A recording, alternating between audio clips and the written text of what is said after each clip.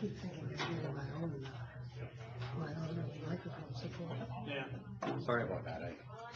That's okay, it's just my voice.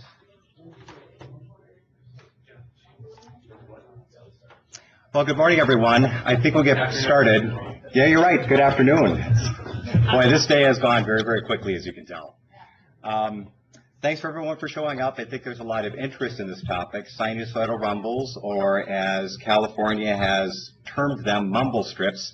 And we're working with the speakers today regarding a Minnesota version of the California mumble strip. We'll probably call it the Minnesota mumble, but we're going to be doing some studies into the future, and that may be towards the tail end of the discussion. We'll talk about that. But prior to that, there were some studies that were, a study that was done last year with the Local Road Research Board, and our speakers are going to talk significantly about that. But I did want to welcome everybody here. By the way, for those online, my name is Ken Johnson. Unfortunately, our camera is not working, so you can't see the nice duds that I'm wearing today.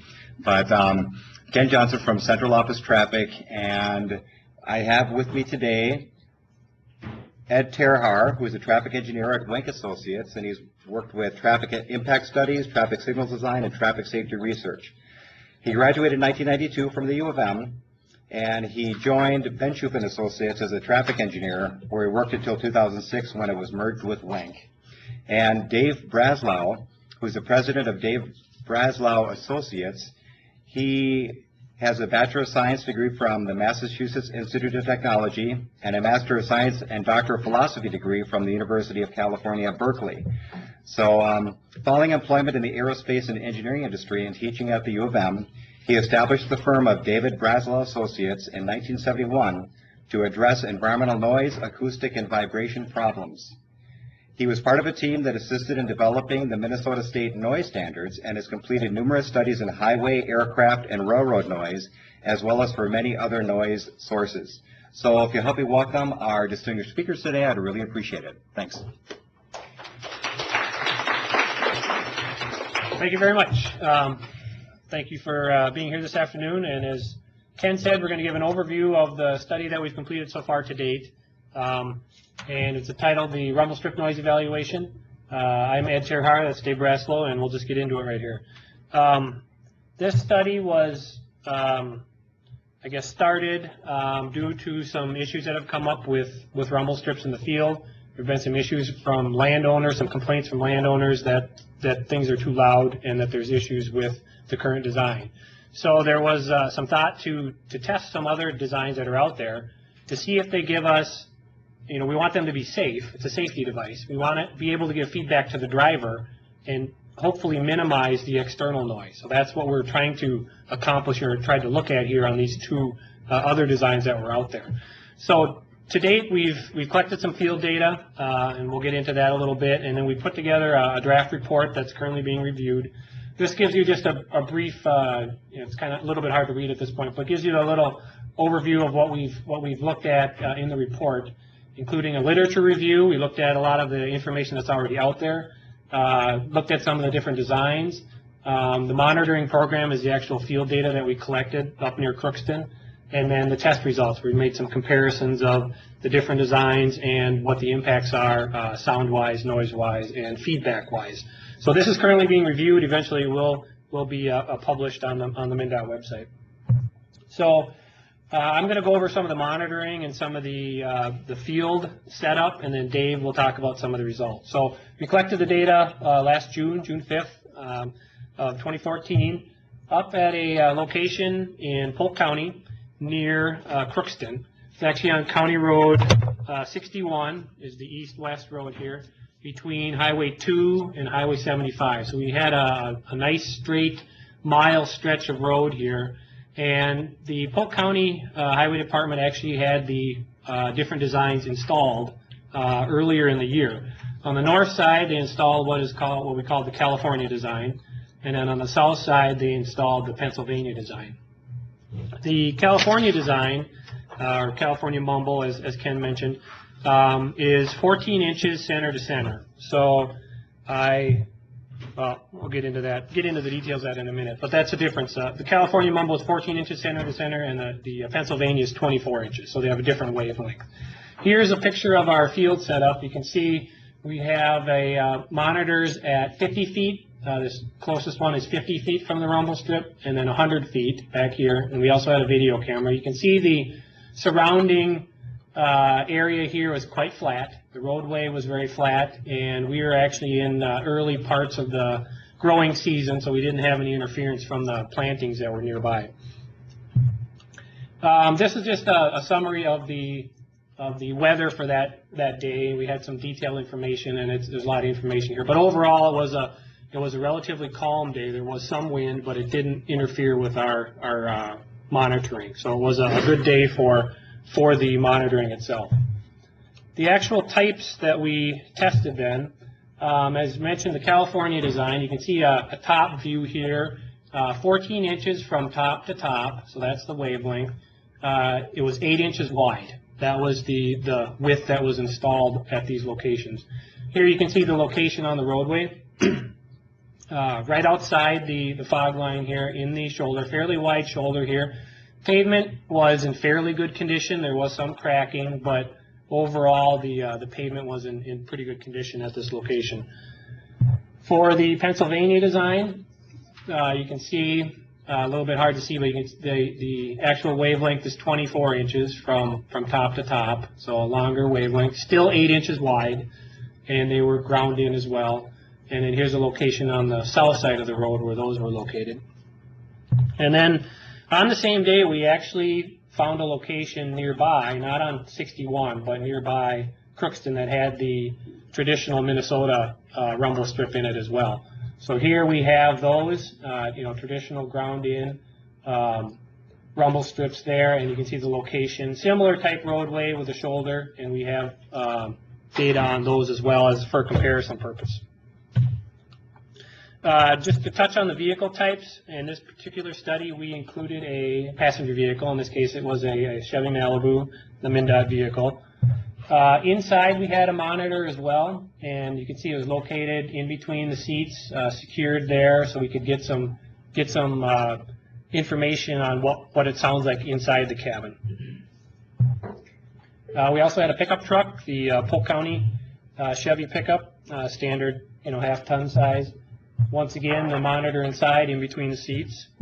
And then we had a nearby farm that donated a driver and a truck, semi-truck that we could use as well. This was a Volvo semi, and the trailer in this case typically used for hauling sugar beets, but in this case it was empty for this particular study. Here's our driver and where the monitor was located in the semi. So now Dave's going to go over some of the sound information, and I will you can run that, and I'll run the screen. Okay. Well, I hope you can hear me. Let's go next. This is just a list of all of the readings we took. We took a reading at 100 feet, 50 feet, and inside, and we had to correlate them so they were simultaneous readings. So there was a little adjustment, but in every test for every vehicle, every speed, we have a reading outside, inside, 2 readings outside and 1 inside. This is, again, just a graphical presentation of the dBA levels in the order in which we took the readings. We took one reading on each strip of no rumble strip, and at 45 miles an hour. And I'll talk about later how we compared the rumble strip readings with the no rumble strip readings at different speeds later. This is the 100-foot readings. You'll notice that they're just about 6 decibels lower than the 50-foot readings, which is what it's supposed to be, 6 decibels for doubling of distance. And I'll show you later that the readings are generally 6 dB lower. These are the interior levels, and you see the interior levels are quite a bit higher. They're up to about almost up to 85 decibels inside, and you can see that in some cases in the semi, the no rumble strip reading was almost as high as the rumble strip reading for the Pennsylvania case. Okay, well, look at the exterior readings. You notice that as the speed increases, the level increases. Not only does the frequency increase because the wavelength is increasing, but the frequency is increasing, but the level is actually increasing with speed in all cases. This is the difference between the 50 and 100 foot, and you notice that the difference is generally 6 decibels. So we basically use the 100 foot as a confirmation of the 50 foot, and we based most of our analysis on the 50 foot levels. The interior levels also go up with speed. You notice that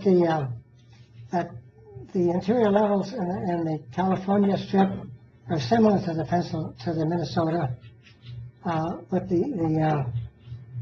the pickup levels are actually higher for Minnesota than they are in California. The difference between the semi and for California and Pennsylvania is almost no difference. We did not test the semi on the Minnesota because the driver couldn't wait, and he tested 2 readings on the same road, and then we couldn't test the semi any further. The DBC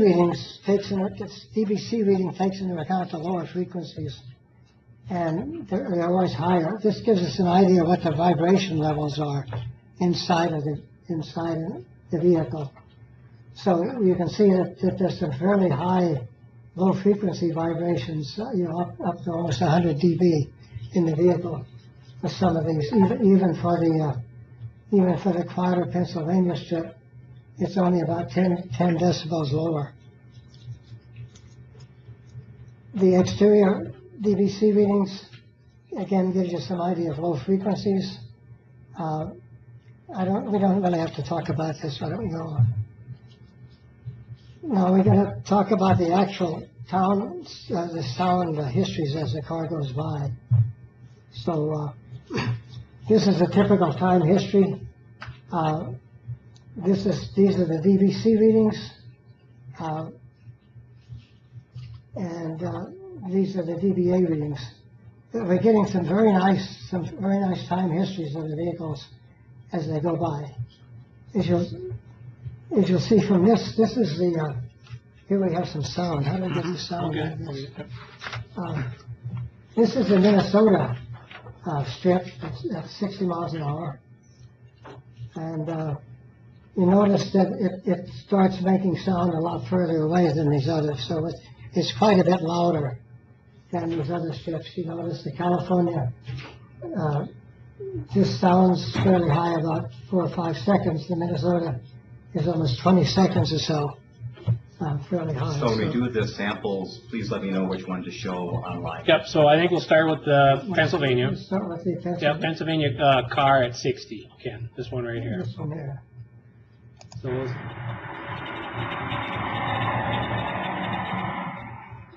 So that was a passenger vehicle at 60 miles an hour going over the Pennsylvania design at 50 feet. Now we'll do California. And then we go to California. It's kind of a similar tonal quality, but a little louder. And then we'll go to the Minnesota. This is the Minnesota design. This takes a little while to rev up because we recorded it farther, started recording it farther away.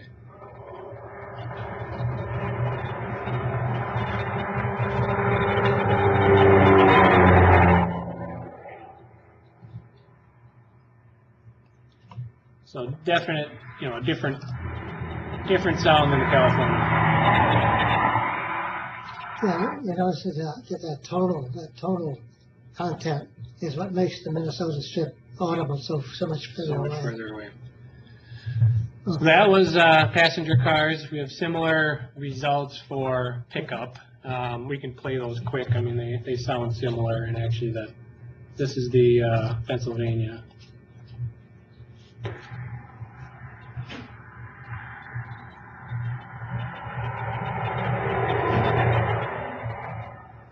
California.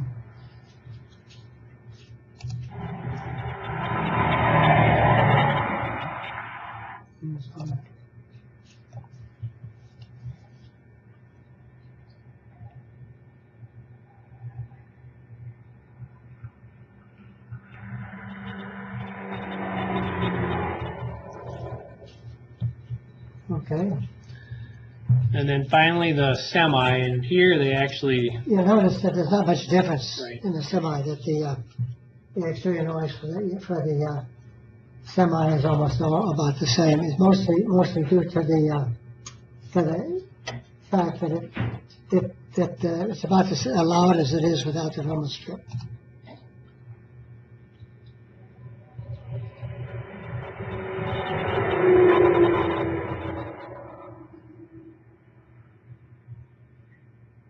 this is the California next, Ken.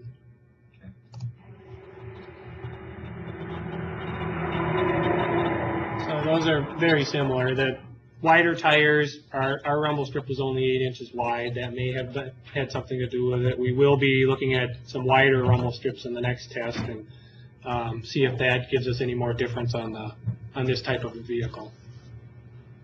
Okay. So one of the primary objectives of the study was to find a rumble strip that has the least noise outside and the most noise inside. So here we have the exterior levels on the left, the interior levels on the right. You notice that for the California strip, the interior levels are quite high compared with the exterior. For the Pennsylvania strip, you notice that they're much lower. The pickup is actually a little lower, quite a bit lower for the Pennsylvania. For the semi, you notice there's almost no difference between the exterior and interior levels for either one of the strips. And for the Minnesota, we have somewhat similar behavior as the California, but the levels are somewhat higher, but the interior levels are not that much different. These are the levels for outside. Yep. Okay. No strip. Thanks. These are just a combination. This just shows you, the vibration levels inside don't seem to change very much. So vibration, we were going to measure vibration in the study, but we decided it was difficult, and as you can see here, it probably wouldn't have told us all that much. So here we have some actual sound files again, comparing the interior and the exterior. So I'll start with the California over here. I'll start with the interior right here. Yep. So this is a passenger vehicle, California strip, 60 miles an hour interior.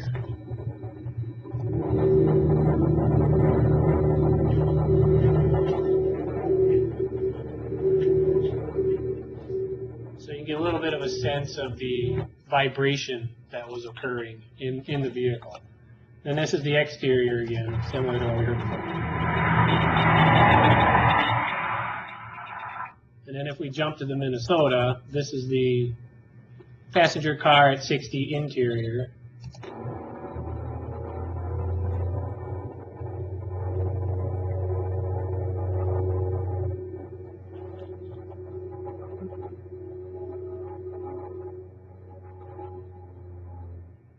And then the passenger car exterior, similar to what we heard before.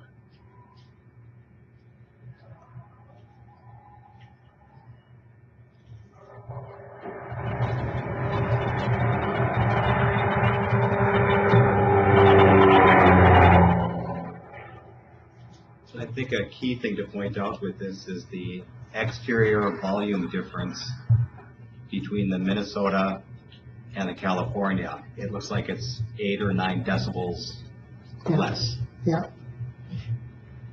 Yep, from this one here, the Oh, this exterior, one, yeah. yep, to the exterior here. So, yep. Yeah, not only that, but then later on we'll show too, as far as the decay goes, there's a big difference there as well, just with the tonal quality. Okay. These are just a set of comparisons, comparing levels with no rumble strip. In this case, on the left of the rumble strip and the right or the no rumble strip, you notice that 30 miles an hour, we're getting a 15 dB increase inside. Generally for the California strip in the car, we're getting about a 10 dB increase over the no rumble strip. Is this inside or outside the vehicle? Outside. This is exterior, yeah. Okay. So then for the Pennsylvania, For the Pennsylvania, it's much quieter, and we're only getting about maybe a 3, even 2 dB increase from the no rumble strip to the rumble strip. So it's not really making much sound, but also it's not having much effect inside either. For Minnesota, the pickup, we're getting almost 15 dB difference between the no strip and the rumble strip. So the rumble strip is really increasing the sound quite a bit. Pickup in California, we're getting about 10 dB. On the Pennsylvania strip, again, the pickup isn't really doing very much. It's not. Pickup in Minnesota, we're getting quite a bit, 15 dB. So the difference between the no strip and the rumble strip in Minnesota, we're getting quite a high increase. The semi, you can see hardly any change at all between the rumble strip and the rumble strip. let's see for Pennsylvania. This is Pennsylvania. So semi Pennsylvania, Yep. even less. Now, what makes the sounds audible is really the sounds out of the spectrum. What you're getting is a total sound out of the rumble strip because of the frequency of the cuts in the pavement. And so we looked at this very carefully. This is 60 miles an hour for the Minnesota strip. Let's see, the Minnesota strip has a very high tonal peak. The California strip has a double tonal peak, which you'll see almost in all of the different speeds.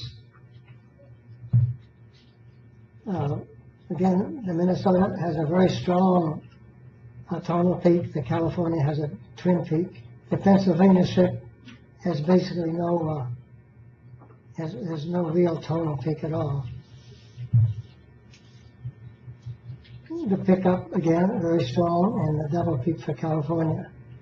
There is a little double peak for Minnesota here, but generally it's this very, very high tonal peak and two separate peaks.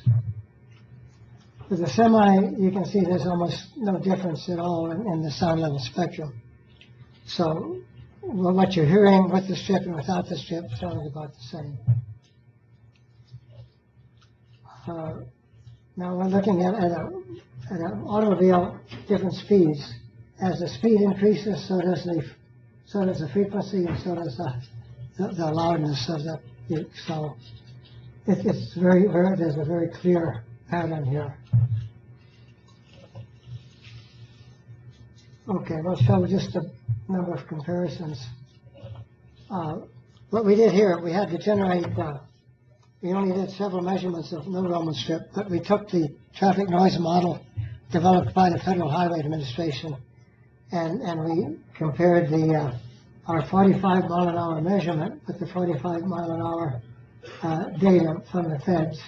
And generally, you'll see that we're really pretty good. So we generally then use the model data for all of our comparisons. This is the pickup. Again, you'll see there's a fairly good comparison over a lot of the frequencies for the 45 mile an hour measurement. And again, here is the 45 for the higher frequencies anyway. There's always a little noise in here. So we're going to use these lower frequencies, no strip frequencies, to compare with the higher strip frequencies with the rumble strip frequencies at a longer distance away from the road. Detectability, a sound level is detectable if one of the frequencies exceeds the ambient frequency. So that you'll actually be able to detect the sound if the frequency differences occur. And this was developed actually originally for the U.S. Army Tank Command, so they could detect tanks and vehicles out in the battlefield. This just shows you, we just developed baseline frequencies for all of the different tests that we used in the model. And these are the projected decays with no rumble strips for cars, pickups, and semis at the different speeds. And you'll notice the sound levels drop off fairly continuously down to 3,000 feet. This is the California strip noise levels, and you'll notice that these are higher on it. These are quite a bit higher than the no rumble strips, and they're also fairly well.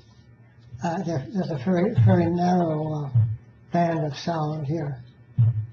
The Pennsylvania strip are not that much different from the no rumble strip sound levels, and they're fairly widespread. In the Minnesota, all fairly high compared to the no strip levels.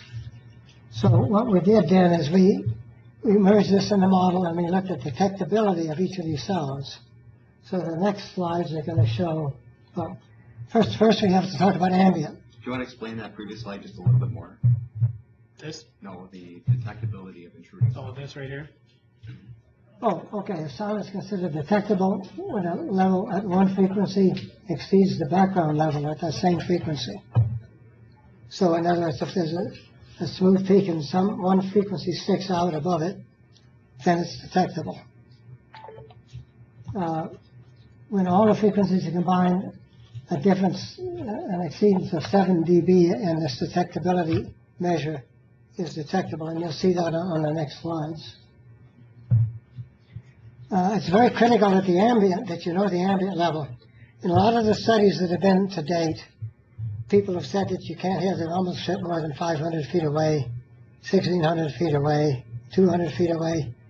It really depends on how loud the ambient is, because I think you might know that you can hear these things quite a bit further away than that, and I'll show you how far you can hear them. This is the ambient level we measured during our tests. This is a typical urban ambient, and this is the BWCA ambient. And you can see that, this 10 dB difference, and it really makes a big difference as what this ambient level is. So this is the, let's go to this. Okay, this is a car at 30 miles an hour on the different strips. Is this the no strip? This is. That's all of them, but at 30 miles an hour. Okay. So at 30 miles an hour, well, let's see, the no strip is, that's not Is even the purple, yeah, top one. Okay. This shows that the California strip is detectable out to about 2,200 feet. The Pennsylvania strip is only detectable to about 750 feet, and the Minnesota strip is detectable down to about 2,500 feet at 30 miles an hour. 30 miles an hour, yeah. At 45 miles an hour, Pennsylvania is audible out to about 1,000. California is audible out to about 2,000, and the Minnesota strip is audible to about 3,500. 60 miles an hour, Pennsylvania to 1,600, California to about 3,200, and Minnesota out to about a mile. So you can actually hear the Minnesota on a typical quiet ambient. You can hear the Minnesota strip a mile away, and that's one reason why people have been complaining so much about it. This just shows the audio files that are available if people want to actually look at listen to each one of them and do their own comparisons. So then overall, in summary, we found, I guess the overall conclusion was that the California strip still gave good feedback to the driver, yet had less exterior noise and carried a shorter distance as compared to the Minnesota. Minnesota gives very good feedback, very similar to the California, but the external noise is much greater, as we've heard from landowners around the highway. So the Pennsylvania is much quieter, but in our opinion, it didn't give enough feedback to the driver to make it, as safe as the California design. So with that, we'd be available to answer any questions or take any comments. I mean, as far as next steps go, we are going to be looking at some changes to these. We're going to look at some similar wavelengths, but a wider strip. And we're going to install some at MnRoad, take a look at those, how they would impact non-traditional vehicles such as motorcycles or bicycles, and potentially use them in centerline applications as well, and how they would impact the striping too. So that's kind of a next step, and look at something wider that would handle a wider tire in a better than the 8-inch strip did.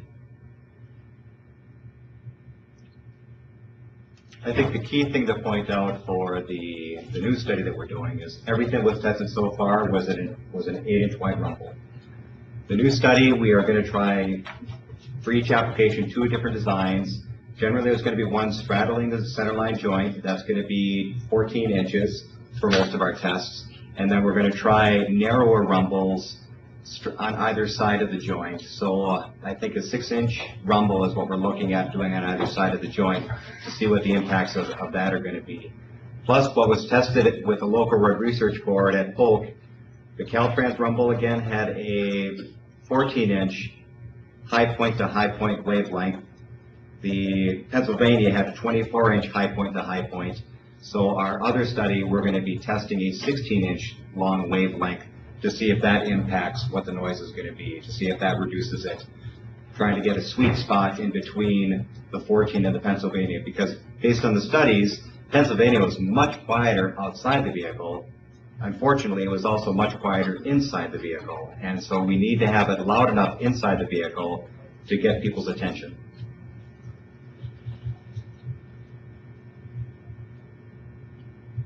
What's Minnesota's high point to high point? Minnesota's high point to high point isn't necessarily a sine wave. It's semicircles a foot apart from each other. So it's a different design completely. It's a little bit more rough because you got pavement surface and then you get a semicircle as opposed to a sinusoidal wave, which is continuous all the way through the waveform.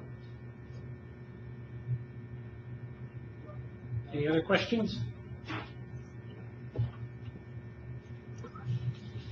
All right. I think I could talk a little bit more about what's coming up with the study. Ed did a good job of explaining a little bit of it, but the first thing we're going to be doing with this next study that MnDOT is essentially funding is that we're going to be testing the safety of the sinusoidal rumble with motorcycles. So we're going to be installing a test deck out at MnRoad as soon as we can, as soon as the pavement allows, as soon as we can schedule the volunteer contractors to come in to put them in, and we're going to be trying these different designs to verify the safety with motorcycles. The other thing we would like to do with that is that if we end up having a continuous grind with the sinusoidal rumble strip, we can recess it slightly throughout the length of the rumble, and so we're thinking that having the top part of the rumble being a 1/16 of an inch up below the pavement surface nominally will allow us to put a pavement marking on top of that, and so we can protect the pavement marking and hopefully get some advantages with that too. But yeah, I think the key things, once we determine that they're safe for motorcycles, we'll re-look at what designs we're using, and then we're going to look for a volunteer construction project on the trunk highway system to try a couple of different designs and then do the noise studies. So the work we're doing at MnRoad is just to verify the safety for motorcycles. After that, we'll look for a volunteer construction project where we'll actually do the noise study, and we're working with the districts to find a nice quiet country road where we can get good noise readings. If we install at MnRoad, that's all well and good, but that's really close to I-94, which is a lot of ambient background noise, which really impacts the results that we're going to be getting. So the next step will be look for the volunteer construction projects. And I know some districts already have the Caltrans design that they're looking at installing this upcoming year, and we'll be working with them to see if for those projects that they're planning to use in Caltrans design, let's look at these different designs and try the different studies. Yes? Are you going to test the sound with and without pavement markings? That was, Because some of your marking might settle more in the dip, changing your wave. that isn't something we necessarily considered. When we do the volunteered construction projects, those are going to be centerline rumbles, so there will be a pavement marking in there. We'll have to consider, I hesitate to put a standard rumble out there without a pavement marking in there, because what we're going to be studying is centerline rumbles. What we studied in the past with the Local Road Research Board are shoulder rumbles, and so they just are different. That's a good point. We'll have to consider that when our technical advisory panel meets again. We did find that at first the rumble strips up in Polk County were filled with sand from winter. And so they were actually, we had them sweep it. So it's possible that sand fillings might have a different effect as well.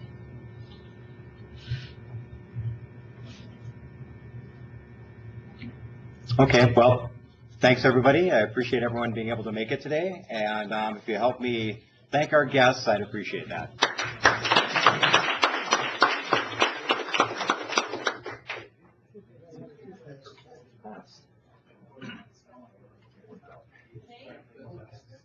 Okay.